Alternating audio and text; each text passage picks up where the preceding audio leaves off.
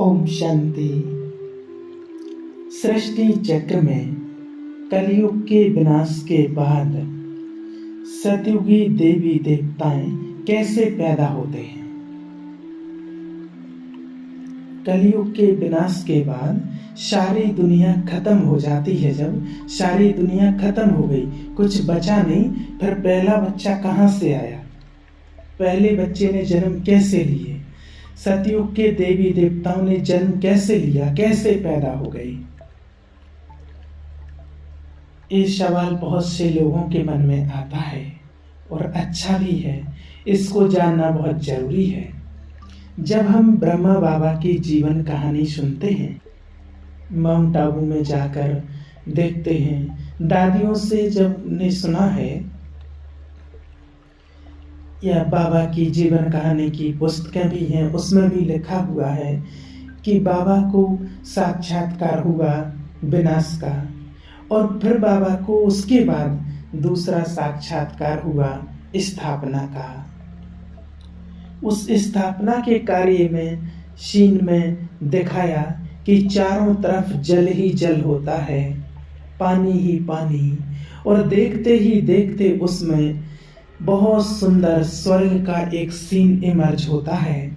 बहुत सुंदर, जिसमें महल हैं, बहुत सुंदर बगीचे हैं, गार्डन हैं। ऐसा एक सीन उनके सामने आता है। ऊपर से कोई आत्मा आती है तो कोई राजकुमार बन जाता है, कोई राजकुमारी बन जाती है। देखते ही देखते एक स्वर्ग का बहुत सुंदर सीन हंसता खेलता दिखाई देता है।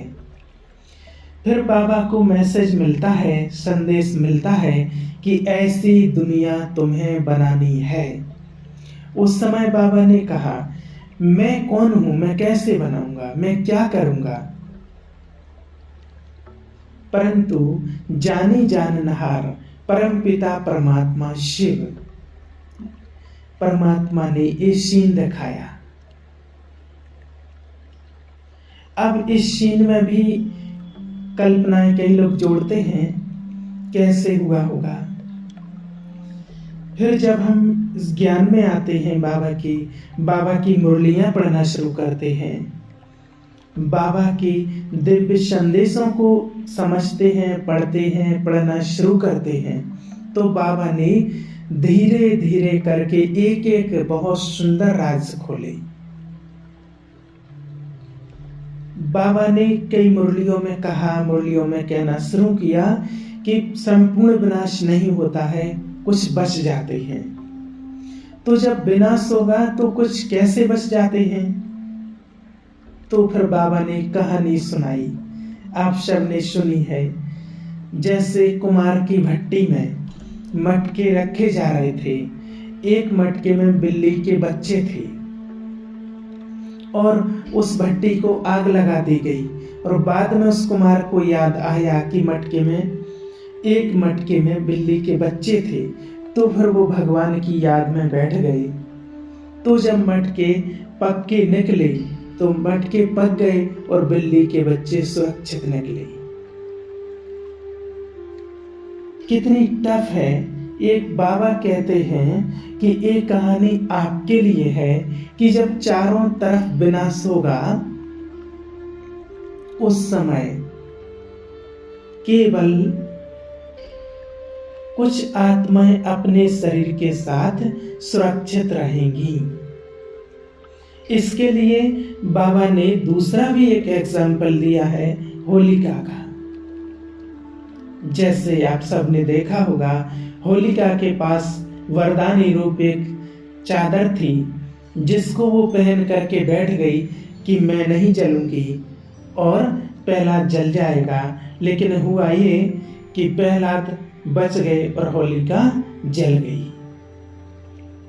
तो ये तो समझ में आता है दोनों दृश्य में कि आग तो लगेगी, सारी दुनिया जलेगी और राख होगी। जैसे जब साक्षात्कार हुआ कि आग लगेगी और इतना टेम्परेचर बढ़ेगा, इतना गर्मी बढ़ेगी दुनिया में कि बहुत गर्मी होगी और बहुत हार्ड चीज भी पिघल जाएगी। हर वस्तु पिघल जाएगी, इतना टेम्परेचर बढ़ेगा, इतना टेम्परेचर बढ़ेगा। बाबा ने बताया कि कुछ भी नहीं बचेगा, लोहे भी गल करके पानी की तरह हो जाएगा, इतना टेम्परेचर बढ़ेगा। अब उसमें वो शरीर कैसे बचेंगे? एक बात हजम नहीं होती है, कई लोगों को भी नहीं समझ में आती कि कैसे बच जाएंगे। जब लोहे जैसी उससे भी और हार्ड चीजें पिघल जाएंगी तो फिर शरीर कैसे बचेगा? उसके बाद फिर बाबा की मुरलियों में मिला कि जो आत्माएं योग के द्वारा अपने आप को पवित्र बनाती हैं और साथ साथ प्रकृति को भी पवित्र बनाती हैं, प्रकृति को सहयोगी हैं, प्रकृति की सहयोगी बनती हैं, प्रकृति को सहयोग करती हैं, उनके शरीरों को प्रकृति लास्ट में सुरक्षित रखेगी। जो प्रकृति को भी प्योर बनाने के लिए योग करते हैं, प्रकृति को भी पवित्र बनाने में सहयोग देंगे, उनके शरीर सुरक्षित रहेंगे, क्योंकि प्रकृति उनको हेल्प करेगी। आपने प्रकृति को हेल्प किया है तो प्रकृति आपको भी हेल्प करेगी। फिर हम साइंस को देखते हैं कि इतने बॉम्ब्स, इतने मिसाइल बना करके रखे हैं, लेकिन वो चला क्यों नहीं रहे हैं? तो दोनों की अगर सीट पर जाकर के देखा जाए, देखा है उन्होंने, दोनों की सीट पर जाकर के देखा कि अगर मैं बटन दबा दूं तो वो तो मरेंगे, और वो बटन दबाएंगे तो मैं भी मरूंगा, मेरे भी बचने का कोई चांस नहीं है। लेकिन कोई मरना नहीं चाहता है, इसलिए वो बटन नहीं दबा रहे हैं। लेकिन फिर वो किसका इंतजार कर रहे हैं? तो वो अंडरग्राउंड एक ऐसी जगह बना रहे हैं समुद्र के अंदर, पृथ्वी के अंदर, जहां कितना भी हाई टेम्परेचर का मिसाइल भी, कितनी पावरफुल हीट भी, कितना पावरफुल टेम्परेचर भी उस पर असर ना डाल सके, ताकि होलिका की तरह हम चद्दर में घुस जाएंगे और प्रहलाद मर जाएगा, इस माना सारी दुनिया मर जाएगी। और फिर मुरलियों में आया है, भल बाबा के बच्चे सतयुग में आने वाले बच्चों का, सतयुग में आने वाले बच्चों का वो कहीं भी किसी भी जगह पर होगा, लेकिन वो सब इकट्ठे हो जाएंगे, क्योंकि सतयुग बनना है, सारे काम इकट्ठे होना है, तो फिर सब इकट्ठे भी हो जाएंगे। प्रकृति किसी ना किसी प्रकार से उनको हेल्प करेगी और वो इकट्ठे सब एक जगह हो जाएंगे। अब वो किसी भी तरीके से, किसी ना किसी प्रकार से वो उस स्थान पर चले जाएंगे जिन्होंने उन्होंने अपने लिए सुरक्षित रखा है। दुनिया वाले मिसाइल चलाएंगे, आग लगाएंगे, लेकिन वो प्रहलाद की तरह सुरक्षित बच जाएंगे। अब वो सतयुगी आत्माएं कैसे जन्म लेंगी? उसके लिए बाबा के पास डेथ के बाद जितने भी संदेश आए हैं वतन से, उनको सुना है, पढ़ा है। पहला कि इस आत्मा ने शरीर छोड़ा है, जो अब इसको बहुत अच्छा ज्ञानी परिवार में जन्म मिलेगा। जना या तो पहले ज्ञान में चलते होंगे या इनके जन्म के बाद ज्ञान में चल पड़ेंगे, ताकि ये अपने कार्य को पूरा कर सके। दूसरा, विशेष रत्नों के लिए संदेश आया कि उन्होंने एडवांस पार्टी में जन्म लिया है।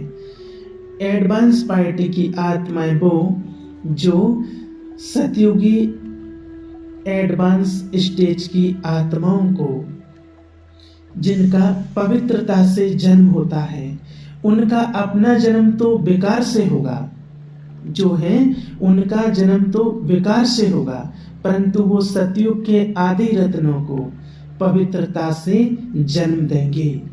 क्योंकि बाबा ने कहा मुरली में, बड़ा सीधा स्पष्ट शब्दों में कहा कि ये बेकारी शरीर सब जलेंगे, केवल निर्विकार से जन्म लेने वाले शरीर सुरक्षित रहेंगे। क्योंकि जब विनाश होगा तो जितने भी विकार से जन्म लेने वाले शरीर हैं वो सब जलेंगे, परंतु जो निर्विकारी शरीर हैं वो बचेंगे। एक विशेष संदेश है, आपने पढ़ा हो, दादी प्रकाशमणि ने शरीर छोड़ा, गर्भ में गई, गर्भ से आई। तो संदेश के माध्यम से इस संदेश में है कि बाबा से दादी ने पूछा, बाबा मैं गर्भ में जाती हूँ, मैं गर्भ से आती हूँ, मुझे तो कोई बदबू, दुर्गंध, दुख कुछ नहीं होता है। बाबा कहते हैं, चुप करो बच्ची, ये राज दादी ने खोला। बाबा एडवांस स्टेज की आत्माओं को ऊपर इमर्ज भी करते हैं। तो दादी ने ये राज खोला है। तो उन आत्माओं के शरीर सुरक्षित रहेंगे। बाबा ने यह भी कहा, परम धाम तो सभी को जाना है और परम धाम से आत्माएं आएंगी और अपने शरीर को पहनकर खड़ी हो जाएंगी। इसलिए बाबा ने मुरलियों में कहा है कि पहले दिन, क्योंकि युवा आएंगे शरीर को पहनकर खड़े हो जाएंगे, तभी तो पहले दिन लक्ष्मी और नारायण को राजगद्दी पर बिठाया जाएगा।